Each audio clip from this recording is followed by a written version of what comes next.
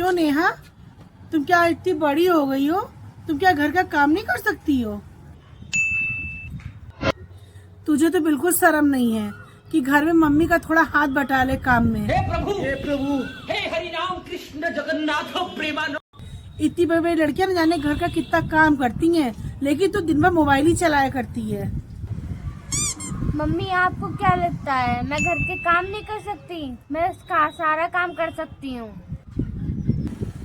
मैं खाना भी बना सकती हूँ और झाड़ू पोछा भी कर सकती हूँ और कपड़े भी धो सकती हूँ। अगर मुझे दिल की प्रॉब्लम ना होती तो। अरे क्या हो गया तेरे दिल में? अरे मम्मी, मेरा दिल ही नहीं करता काम करने का। वरना क्या मैं कर नहीं सकती?